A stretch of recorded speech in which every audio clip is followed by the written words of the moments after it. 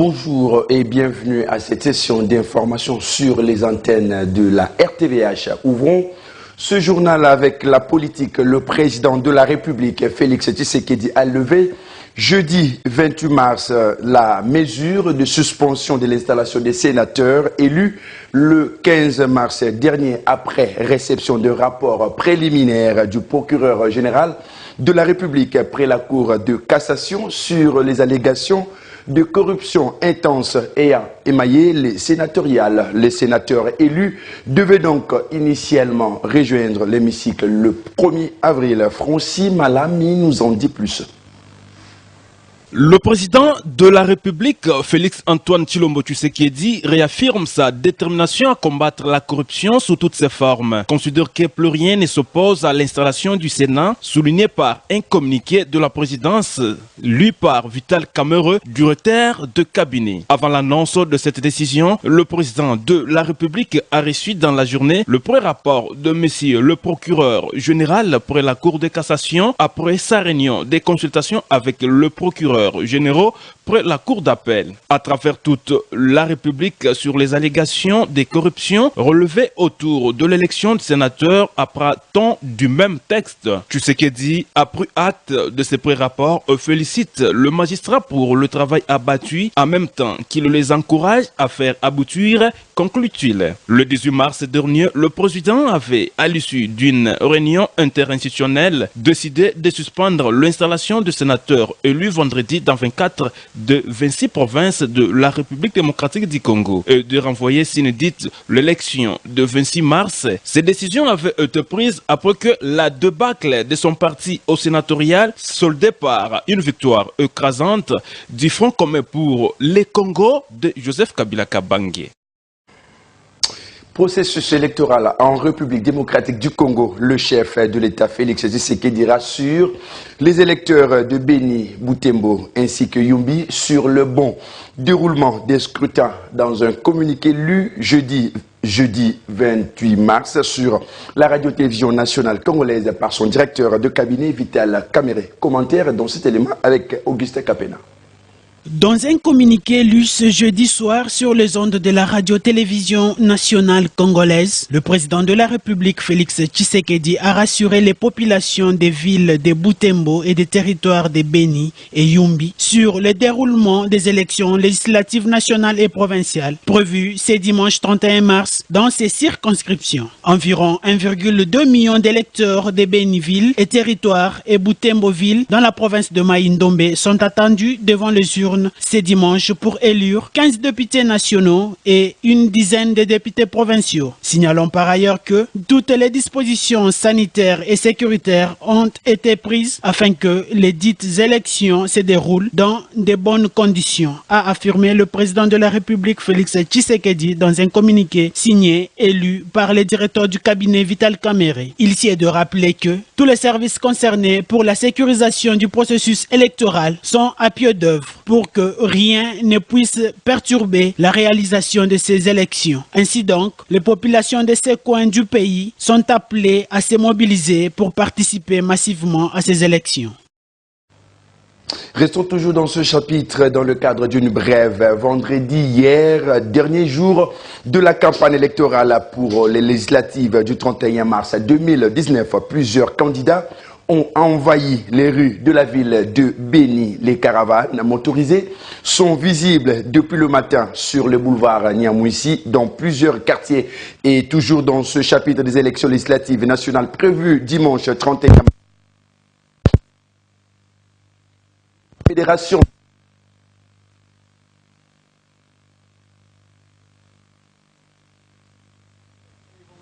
afin d'éviter le déclenchement de nouvelles violences le jour du scrutin. Nous y reviendrons.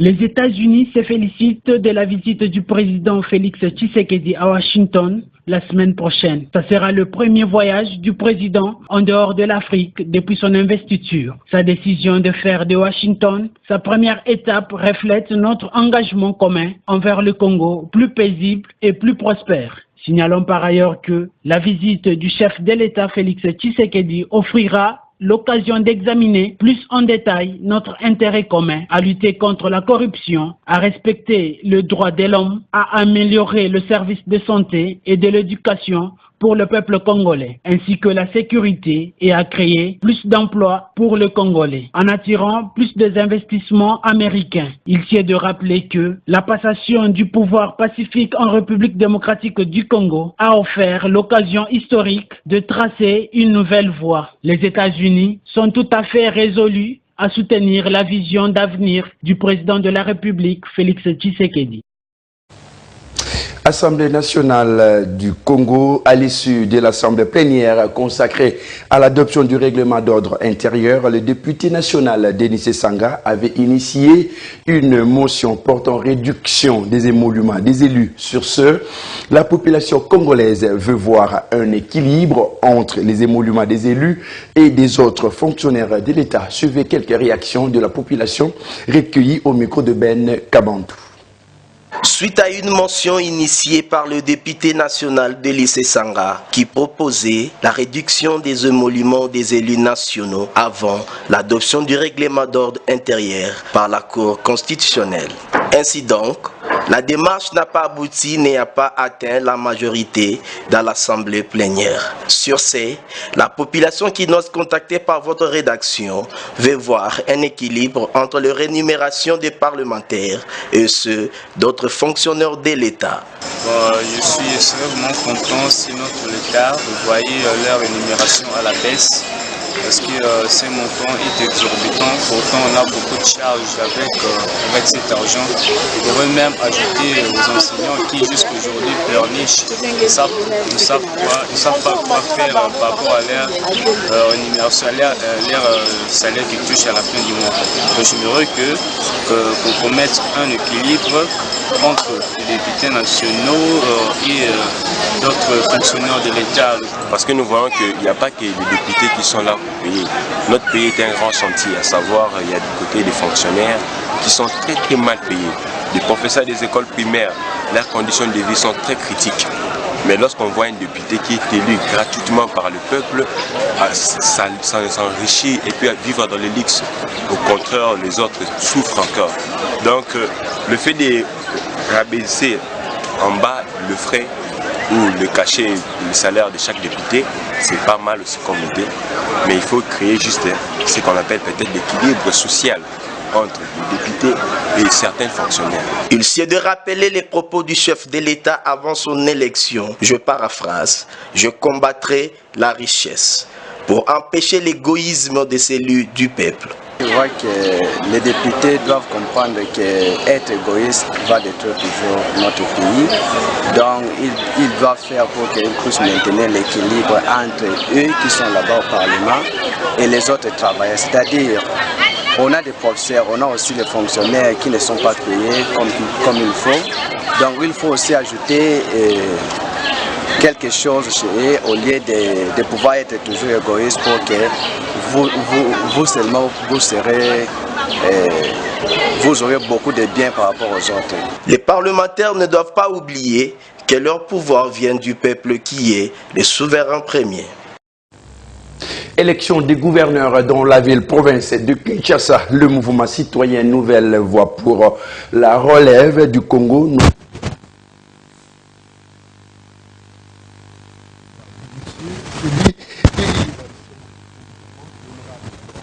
À la tête de la ville-province de Kinshasa et un choix contraire pourra engendrer le populaire, explique Maître Olivier Moïse, président de cette structure, au micro de Vini Ngali. Merci pour le droit de verbe, messieurs les journalistes. C'est une question qui est d'ailleurs pendante, qui trouble tout le monde, nous en tant que politiques. Donc, cette corruption, c'est une mauvaise attitude que nous ne pouvons pas accepter. Un grand parti de l'histoire comme l'IDPS, aujourd'hui, 37 ans après la lutte, aujourd'hui au pouvoir, et les ennemis de la République viennent venir avec des actes d'antivaleur en corrompant ces députés pour nommer leurs sénateurs. Vraiment, c'est grave, c'est plus grave que la Nouveau-Cour conteste cette élection. D'ailleurs, la Nouveau-Cour demande même au président de la République d'instruire la Cour d'annuler cette élection. Oui, évidemment, il y aura l'installation, mais nous ne sommes pas d'accord avec ces sénateurs-là. Nous ne sommes pas d'accord. La majorité des peuples congolais ne sont pas d'accord avec ces sénats, cette fois, ces sénats-là. Donc voilà pourquoi nous demandons, jusque-là, nous sommes en train de demander, c'est une demande au président de la République de donner les injonctions à la Cour pour l'annulation de ces élections. Oui, ça fait tout le monde peur. Ça fait tout le monde peur. Après avoir constater qu'il y a eu la corruption au sein de cette même assemblée provinciale. Vraiment, c'est désolé. Mais nous demandons aux députés, ici c'est une question de la République. Ce n'est pas une question d'un regroupement politique. Quel que soit, PPRD, FCC, CAGE, Lamouka, il y a plusieurs députés là-bas, donc candidats là-bas, mais il n'y a qu'un seul candidat qui répond aux critères, à l'occurrence de l'honorable Laurent Batumuna. C'est un Congolais de longue date, il est ici, il a travaillé ici, vous connaissez son parcours. Donc la Nouveau-Cour est proche de l'honorable Laurent Batumuna, et nous demandons aux députés de ne pas commettre cette grosse erreur, d'aller dans un coin, de s'œuvrer dans la corruption, quoi. Il est modèle, c'est un patriarche. Je crois que vous êtes Congolais, je vous vois, tu es déjà mature, vous êtes Congolais. C'est un patriarche. Nous demandons, même pas demander, nous obligeons aux fossoyeurs de la République, aux impérialistes et nationalistes, de ne pas commettre cette même erreur. Les choix est clair, quels que soient les députés du PPRD, quels que soient les députés du MLC, dynamique de l'opposition, il n'y a qu'un seul candidat idéal, l'honorable Laurent Batumuna. Si l'honorable Batumuna n'est pas élu, je vais vous assurer, la Nouveau-Cour sera dans la rue. C'est-à-dire qu'on va, conformément à la loi, c'est-à-dire qu'on va mobiliser les étudiants, tout le Quinois, dans la rue contre cette élection. D'ailleurs, nous contestons jusqu'à aujourd'hui, parlons au chef de l'État d'annuler cette élection. Malgré ça n'est pas sa compétence, mais il est compétent d'instruire les juges constitutionnels d'annuler les élections des sénateurs. Changeons de chapitre pour parler autre chose. Dans ce journal, l'Union pour la démocratie et le progrès social, l'UDPS, a installé jeudi 28 mars sa commission de discipline suite à la corruption des députés provinciaux. À cet effet, le premier dossier sera traité, celui de comportement des élus provinciaux aux élections sénatoriales. Grâce Kagarabi nous fait le commentaire. Suite à des corruptions de députés provinciaux aux élections des sénateurs le 15 mars dernier, c'est ce jeudi 28 mars que l'Union pour la démocratie et les progrès social UDPS a mis en place une commission de discipline. C'est un organe statutaire dont l'installation était prévue depuis longtemps, renseigne le source du parti présidentiel. Notons que c'est dans la Convention démocratique, l'organe délibérant du parti installé depuis 1 mois et demi, que la commission disciplinaire est constituée.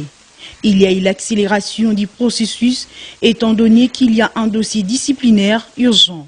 Signalons que cette commission a été mise en place pour le premier dossier du comportement des députés provinciaux pendant les élections des sénateurs.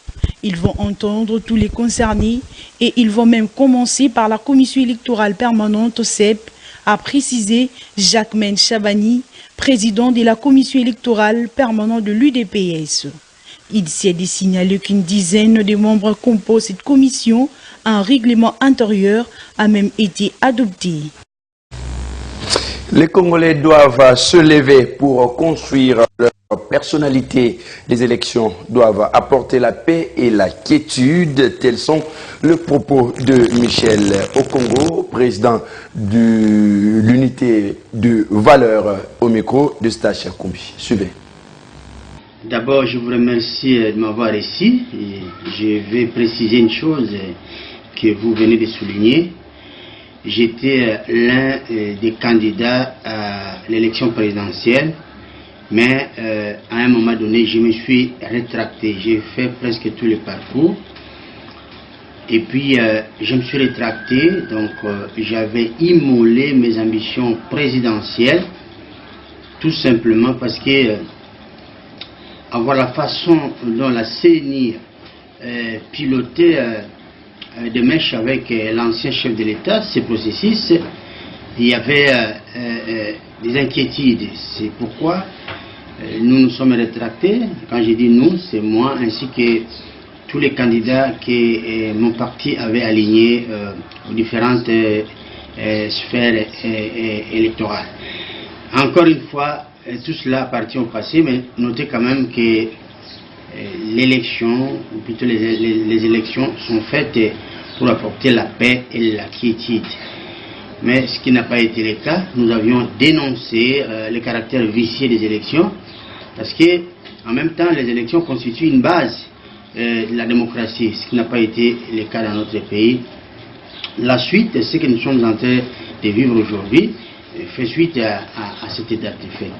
Bon, maintenant, tout cela est derrière nous. Nous avons un chef de l'État et aujourd'hui, on attend le gouvernement et puis on attend à ce que toutes les institutions se mettent en place. C'est un processus. Et je ne suis pas fataliste et je ne saurais pas vous dire que ça va marcher ou pas. Et savoir ce qui va se passer d'ici 5 ans, c'est difficile. Mais ce que nous savons, c'est que la Kabylie a semé une mauvaise graine dans notre démocratie. Donc il faut s'attendre à beaucoup de désagréments. Mais encore une fois, le peuple congolais doit s'élever et faire en sorte que nous puissions réellement recouvrer notre souveraineté afin de pouvoir nous atteler à la reconstruction du pays par la suite. Voilà ce que je peux vous dire en un mot.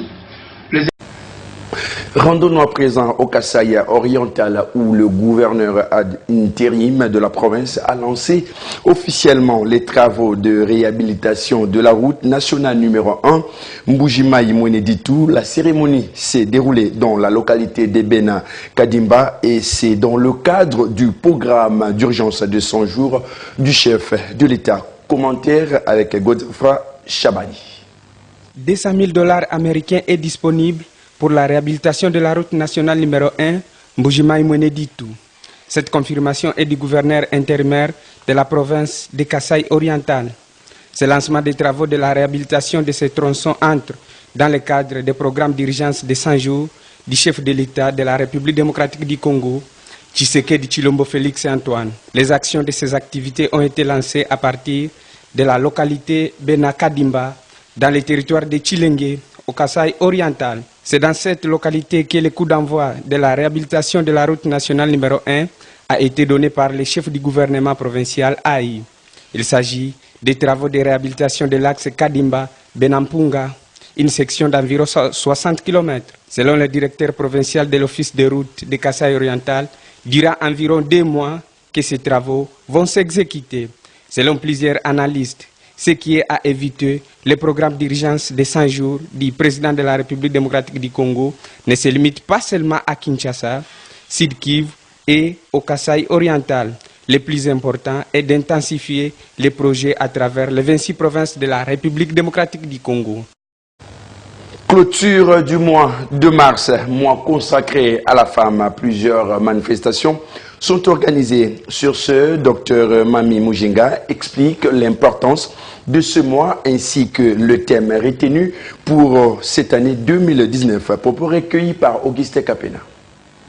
On est là en train de faire des manifestations par-ci par-là, selon les thèmes retenus internationalement, qu'elle doit penser équitablement, qu'elle doit innover pour des changements. Nous croyons que cette fois-ci, la femme a compris. Elle ne prend plus cette date comme une date où elle doit festoyer, mais plutôt une date où elle doit plutôt lutter pour les droits de la femme. On a parlé il y a quelques années de la parité et plusieurs ne comprenaient pas la parité, c'était quoi. Les hommes se sont levés pour dire les femmes veulent prendre leur place dans les ménages ou dans les foyers, mais finalement, les gens ont compris que ce n'était pas de ça que les femmes luttaient, mais plutôt de droit, plutôt de ce qui lui vient de droit quand une femme travaille dans les milieux professionnels. Mais là, penser équitablement, cela ne veut dire seulement que la femme doit penser de la même manière que l'homme. Penser équitablement, c'est ça même la parité. Que la femme ne puisse pas se mettre dans la tête qu'elle est inférieure, que l'homme doit tout lui apporter ou qu'elle ne peut pas arriver au niveau de l'homme. Non. Nous avons tous étudié dans les mêmes facultés, nous avons tous fréquenté les mêmes universités. On n'a jamais donné une interrogation, un examen d'un garçon et une autre interrogation d'une fille. Donc on nous teste tous de la même manière, c'est-à-dire on doit, quand on est en train de travailler avec un homme, quand on est dans les milieux professionnels avec un homme, on doit arriver à avoir les mêmes idées pour enfin bâtir d'une façon intelligente. Parce que aussi longtemps que la femme elle va rester en arrière et va laisser trop de poids chez l'homme, ce qui ne va pas marcher. La femme doit élever son intelligence, doit élever ses pensées au même niveau que l'homme, afin de pouvoir bâtir intelligemment. Parce qu'aujourd'hui, nous sommes dans un état ou un pays où l'on cherche à élever les niveaux de notre pays. Et la femme ne doit pas rester en arrière. Si on prend d'une façon statistique, les femmes sont plus que les hommes. Et si les hommes doivent chercher à bâtir seuls, c'est pourquoi la balance est toujours vers les bas. Alors la femme doit s'élever, la femme est maintenant dans les entreprises, la femme est dans le gouvernement, la femme est partout. Et cette femme-là doit arrêter de penser où les pesanteurs des coutumes, religions et tout, elle doit enlever cela de sa tête et se dire que quand il faut se battre pour arriver à mener quelque chose à un niveau. Changeons de chapitre pour parler santé. À présent, l'Organisation mondiale de la santé, OMS, a annoncé un nouveau représentant spécial du nom de Peter Graf dans la coordination de la riposte contre l'épidémie de la maladie à virus Ebola dans le Nord Kivu et l'Ituri. Commentaire Vini Ngali. Le directeur général de l'Organisation mondiale de la santé OMS, le Dr Tedros Adhanom Ghebreyesus, a nommé le néerlandais Peter Jan Graf comme son représentant spécial dans la coordination de la riposte contre l'épidémie de la maladie à virus Ebola qui frappe dans le Nord Kivu et l'Ituri, des provinces de l'Est de la République démocratique du Congo. Âgé de 59 ans, Graf est arrivé lundi 25 mars à Kinshasa où il sera basé pour coordonner la réponse au niveau stratégique avec le ministère de la Santé et par-delà l'ensemble du gouvernement de la RDC, le système des Nations Unies, le partenaire d'exécution et du financement, ainsi que plus largement avec les corps diplomatiques et les intervenants humanitaires, a annoncé l'OMS dans une note envoyée aux médias ce mercredi 27 mars. Notons que le nouveau représentant aura comme mission de se rendre régulièrement dans les zones affectées pour s'assurer que les discussions à Kinshasa se fondent sur les réalités du terrain et des informations fiables. Signalons par ailleurs que, mardi avant la nomination de Peter Graf, le ministère de la Santé a fait état de 639 décès parmi les 1022 cas déjà enregistrés dans les deux provinces et qu'il faudrait encore 6 mois pour en finir avec cette épidémie qui constitue la deuxième la plus meurtrière jamais enregistrée dans le monde après celle de 2014 qui a eu 11 000 victimes en Afrique de l'Ouest. Parlons Afrique dans ce journal. En Algérie, une nouvelle journée de manifestation avait été prévue hier vendredi 29 mars pour demander l'application de l'article 102 car le président Bouteflika était déclaré inapte. Commentaire dans cet élément. Nouvelle journée de manifestation est prévue aujourd'hui dans tous les pays cette semaine encore. L'enjeu est important puisque le chef d'état-major de l'armée algérienne avait demandé à ce que le Conseil constitutionnel applique l'article 102 indiquant qu'on a droit de remplacer le président de la République en raison d'une maladie grave par le président du Sénat. Certainement, le président Bouteflika a été déclaré inapte pour l'exercice de ses fonctions. Pour clore, jusqu'à ce jour, cette demande n'a pas été appliquée.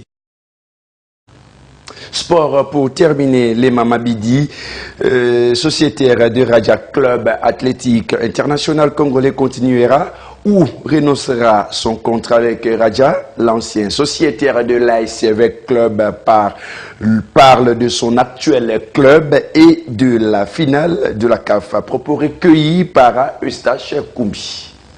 C'est en train de bien se passer, malgré qu'on a été éliminé à la CAF et l'équipe est allée jouer la Super Coupe au Qatar, malgré que je ne suis pas là, mais ça va. La raison est simple, c'est parce que je suis presque à faire contrat. Chez les Arabes, c'est comme ça, lorsque tu fais contrat et que tu refuses de renouveler le contrat, ils vont faire des trucs pour te mettre la pression. Mais là, je ne suis pas encore dit, ok, pour prolonger mon contrat et j'attends que mon argent puisse être là et on va discuter à la fin de mon contrat pour voir si est-ce que je peux continuer ou je peux partir. Je l'ai toujours dit que c'était vraiment une joie immense et jouer déjà la finale de la compétition africaine face à Vita Club qui est mon ancien club et gagner la Coupe à Kinshasa. Donc j'avais des joies, j'avais même des larmes aux yeux, je ne pourrais même pas expliquer ma joie, mais c'était bien, il fallait gagner à tout prix la Coupe à Kinshasa et montrer au peuple congolais que je suis toujours là, que je connaissais avant et là où je suis toujours en train de travailler et j'ai même pas baissé les bras et jouer au pays arabe c'est pas facile et j'ai fait 4 ans au Raja, il y a certains Congolais qui ont passé ici au Raja, aux pays arabes, ils ont fait même pas 10 ans de suite, mais les m'a fait quand même 4 ans, ça prouve que je suis en train de bien bosser. Je ne peux pas laisser ma carrière comme ça parce que je suis Congolais, il fallait à tout prix bosser et puis prouver que j'ai fait mon boulot comme il faut et puis représenter le Congo au Maroc, parce que là je suis déjà un ambassadeur du Congo au Maroc, malgré nous sommes devenus à 3, le Vombo aussi il est là, il fait pas mal de matchs et mon coq aussi, c'est ça, donc là il faut toujours bosser comme on dit que c'est le travail qui paye. Il y a des raisons, mais bon, le coach a fait ses choix, donc je ne peux pas les contester, donc je peux qu'accepter cela, parce que chaque entraîneur a sa philosophie de jeu, et pour lui, là, je sais bon que je ne puisse pas être là, mais quand cela ne tient, je suis Congolais, je suis un footballeur. Mon travail, c'est juste de travailler dur dans mon club et qui va me permettre de représenter encore le pays prochainement, et avec le travail, je suis sûr que je serai parmi les 23 qui vont aller représenter la RDC à l'Égypte. C'est sur cet élément sportif que nous mettons un terme à cette édition du journal. À la coordination Jean-Pierre Moussessé, dit Papali Kondi, à la technique Israël Tchaba, dit DT12, à la direction des programmes Aristote Kavassala, à la régie Glody Ilunga. Et merci de votre attention particulière accordée et merci aussi à toute l'équipe rédactionnelle. Restez branchés sur les antennes de la radio-télévision. Voici l'homme, la chaîne qui fait la propagande du nom de Jésus-Christ.